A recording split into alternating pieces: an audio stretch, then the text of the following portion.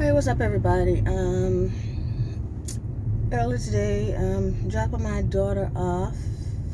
She had to go to work, and of course, you guys know about her accident. So, it is what it is until she gets another car. We are suing the guy who hit her, and of course, he's pretending that he had the right of way. The cop did not cite who was at fault, which is something unheard of with someone who had their car totaled, right? So that's why I'm suspicious about police involvement in a lot of racist BS. This guy was from Boston. Like, what are you doing in North Carolina? There's a lot of people moving back and forth, and I'm one of those folks as well. But I find that difficult to believe. I'm not saying Boston is racist, but Boston is racist. I mean, he said he was gonna think about citing the guy and walked over, and I went to the hospital to get my daughter, and he never did. So the lawyer thinks he put a code up there like he was a rookie, and I'm like, this guy acted like he had been a cop for a while, which tells me that he's full of crap and he's crooked. So now we got to go fight this stupid case so we can clearly see this man owes. I mean, these people here are the old school ones from the 80s, you know what I mean? These old farts. And this guy's like 70-some years old. He hit her from the back, and then her car spun around. He literally could have killed her and then hit the front of her car, totaled it. And she's got to pay the gap because she didn't have gap coverage. And then she's got to pay a down for a new vehicle. And on top of all her medical bill and stuff like that. You know, and I'm just like, I'm thinking to myself, she's talking to a lawyer, I'm thinking pain and suffering, because it's painful on me, because I got to take her back and forth, or she's got to get an Uber, or get a ride, or something like that, because, she's a really good worker. I think she needs a better job. She's worked here for quite some time at this company, and so she's almost finished college, and she just really needs to, in my opinion, find something a little bit better. But hey, it is what it is, right? I mean, everybody's out here working gig jobs. I work good jobs. I'll do it. We have bills to pay. I don't care how many degrees I have. And it's frustrating, for women by themselves financially, period. And you don't hear me sitting here in any way, shape, or form pretending to be some type of snob. I know how hard it is. It was very hard for me growing up, and I've always had to do everything. So it's not something that I'm not used to. So that brings me to the third point here. The fact that we're in North Carolina and I'm a single parent, and it's so intimidating to these people as a black woman is still so annoying to me. It's so agitating. It's so unbelievable. The amount of arrogance. And it's not just North Carolina. It's anywhere you go when men are intimidated by black women by themselves. It's so frustrating. I mean, literally, I had to go out and buy a new comforter because, and this is going to be scary. I went into my room, and I was like, something is bothering me, and I have allergies, everything breaks out. I've taken the equivalent of allergy shots. I started with allergy shots. I take allergy medicine, and I have, an EpiPen for emergencies, as well as my asthma medicine. So, and I take asthma medicine every day. So if I break out, then it's something serious. And I'm just like freaking out. What the hell is it? I'm washing everything, buying stuff. This is not the first time that this happened. And I did see the management truck there when I left. And I'm just like, I don't know anybody in their right mind that wouldn't put two and two together. These people are incredibly racist. We're talking about when you pay the rent, there's no portal online to pay it. You have to go get a money order or give her your bank account. And she keeps saying something shady about a bank draft. One time they lost my money order for the rent, and I had to go through Western Union and prove, because everybody said the whole thing, and I've never been late on the rent the whole time I've lived here. I don't pay that much rent compared to other areas. That's why I lived here, because that's the last thing that I need to be worried about. It's a pandemic, it's all of this other stuff that's going on, and I don't want to be bothered with that right now until I go and get our house, and that's going to be something that it's literally going to be a labor of love. We've had houses before, but I want to get a house that we feel comfortable with, that's not going to have to endure the stalking. But if you think that if you're a black woman living by yourself and you're not going to endure stalking from these individuals, or something's going to protect you, it's not. They're still even more intimidated the more things you have. You know, I just got a new car. They hate that. They are always envious. Remember those days for you guys that are in VA, back in Virginia? You remember in the 80s, early 80s, they were always so envious, and especially white supremacists. And everything you got was suspicious to them. And those people who had internalized depression, the black folk, they'd back them up, or they'd instigate. They'd be like little Aunt Jemima minions or blackface, you know what I'm talking about. And they'd start stuff because black people would egg them on. Well, those people became gang stalkers, and now they're getting paid because of their jealousy, you know, or getting attention, or getting favors, or getting whatever. And I'm serious. Now you've got, you know, people who are pretending they're in relationships with you, who are literally, you know, well, obviously lying, but literally, you know, psychopaths. And because they think there's no repercussion for it, or that you're never going to find out about it, they're literally stalking black women. And the white people are like, yeah, we don't want to get involved. Because you're a black woman, you have no protection. The reason they don't want to get involved is because you're a black woman. If it were a white woman being stalked by someone, they'd be, especially a black man, they'd be all up in arms. Because you're a black woman, they don't give a damn. And it happens every 6 weeks. I'm telling you, you know, it's this just utter, just, you know, like, what the hell is going on? My privacy is being violated. I mean, you know, if I wanted to sue, I'd have a multi-million-dollar fucking lawsuit. I am sick to death of this gang stalking. I am sick to death of this individual with mental health issues. If I worked at a facility that helped youth with mental health issues, and it was like a detention center or a prison, I perhaps would say, I would need to get another job. And I know people, I have friends that have degrees that work in those environments. And it's hard. But if you're just walking around every day, you don't instigate anything, you don't have any associations besides your family, and you're pretty much, you know, your immediate friends, and you're pretty much minding your own business, and someone begins to negotiate a fantasy about you and put you in the middle of theirs, it's frustrating. You're like,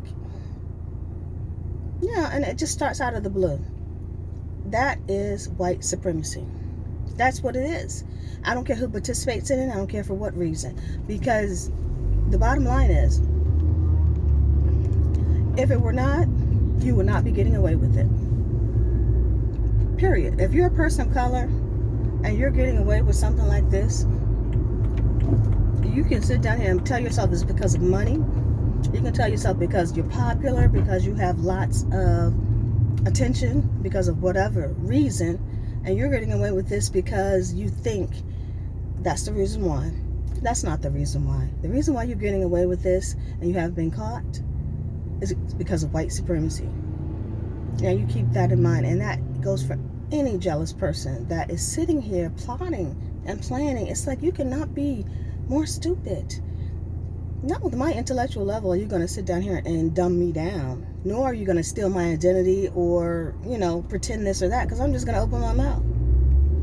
And you can pretend not to hear, you can cover your ears. I've seen some people still look at my vlog and pretend like they're not looking at my vlog.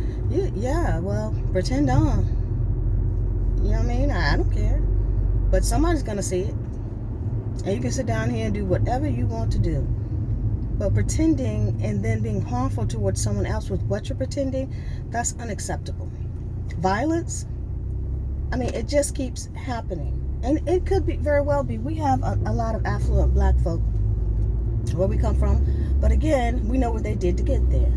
I'm not worried about what Missy did in a basement in New York. As long as Missy Elliott's not bothering me, I'm not worried about Timbaland, who he sold out to make his money. As long as he continues to make his beats, I'm not worried about who Pharrell sold out to. That's his family's business. You know what I mean? Don't come find me when you have all this money and we have all this intellect and we're at a disconnect. Right? It doesn't make any sense. We know that where we come from. That's why we don't put people with low levels of education at the top, because we know it's going to end up like this. It always will. And there's no way that it cannot be. And I don't mean Harvard degrees and all of that. I mean people who have at least a decent level of education to make a decision that is not stupid and encourages violence or is violent. That's all. It's not, you don't have to learn the basics all over again. Like Lil Wayne said, people just don't get the basics. I don't even think in this area they even understand the basics. This is how bad it is in some areas, and there's a large black community here because they've been brainwashed to believe they don't deserve the things that I've seen in many other areas and many other black folk have. And if that hurts your feelings, you've never been anywhere. That's not bothering me. What's bothering me is the encouragement of pretending. And if you're the person in the middle of somebody making up shit, excuse my language, making up stuff, I still try to keep it professional on this platform, even if I'm a little ticked off. If you're in the middle of somebody's fantasy, and I've said this a million times before, and you can't find that person who is fantasizing about you, and you're like having people violate you, and you can't find the violator. And this is not a shade to a sexual assault victim. This is a sexual assault victim. And that's what it is. It is an assault that I'm talking about. There were so many laws that came down in the 90s that, right after the 80s, we had a huge problem that took care of this facilitation of a crime, facilitation of rape and hate crime laws and all these things to try to thwart off what we saw was coming. And it did work for a while, including beatdowns, right? Those from VA, y'all remember when they used to beat the crap out of these racist people, and then we, I don't know, call 911, I guess. I was at work most of the time. But whatever folk did, some laughed. I don't think violence is funny, but the fact that you did something racist to somebody and then called the cops yourself, or we call them Karens now, or you pissed someone off because you had white privilege. People who aren't from the South, they don't understand Southeastern United States what white privilege is. They don't understand how bad it is. Now they're just doing it in a more sneaky way. And they're pretending like they're not doing it. And we went through this too. But when you're in areas like this, and they haven't really had any intervention from black folk that can stand up for themselves, it's bad. It's like, they don't understand. It's foreign to them. Well, like, what? You're not intimidated by white people?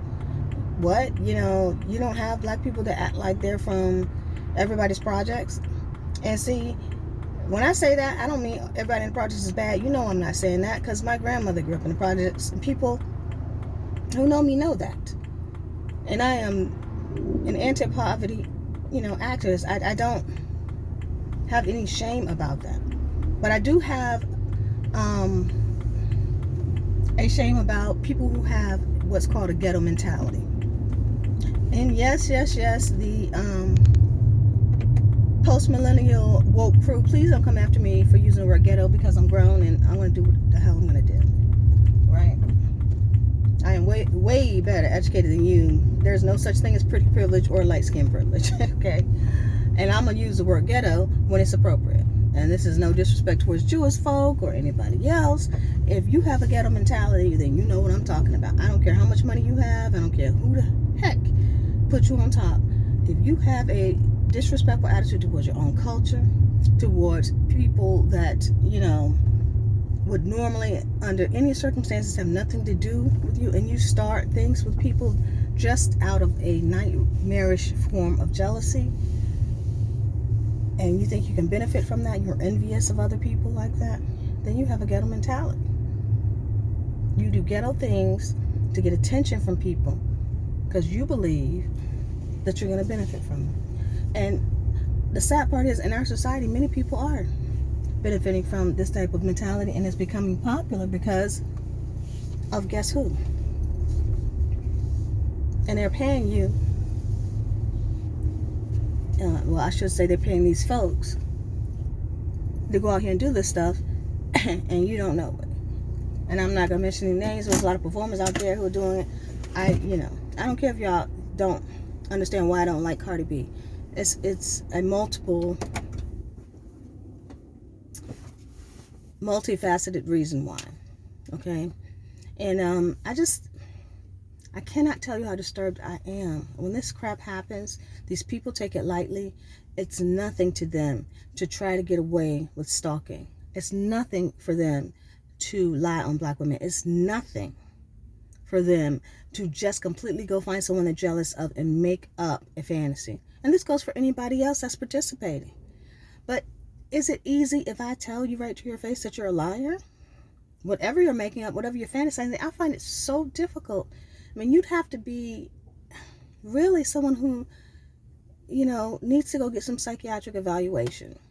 If you've gotten from me some type of miscommunication where you felt like I was approaching you in a way that was sexual, or that you could approach me in a way that was sexual, that was inappropriate, and I was like, I was confusing you or something. There's no confusion. There's no secrets with me. I'm saying I can do what I want to do. I can date who I want to date who I want to date, and that's the problem. Because I got it like that. A lot of married people might be jealous, a lot of married men. And you saw the article that I posted on Twitter, those of you who actually read my Twitter feed, about that guy who was a perv who was married in North Carolina. These men have psychological problems. And I'm not going to sit down here and rant because it's hard to upload these large videos. But when I feel like I'm ticked off, I'm ticked off. Your jealousy does not own me. I don't care how much money you have. People are always jealous. There's always something. They're always jealous. Whether you're rich, you're poor. I mean, whether you're happy, you're sad. You're always jealous of something or someone if you allow for that demon to possess you. And I'm here to tell you, you can project that onto me, but it's going to be a mistake. Because it's going to bounce back right onto you, and it's going to be your own karma. Listen to what I say. All right, I'm going to go take care of my family. I got stuff to do. I'll talk to you guys later. Bye.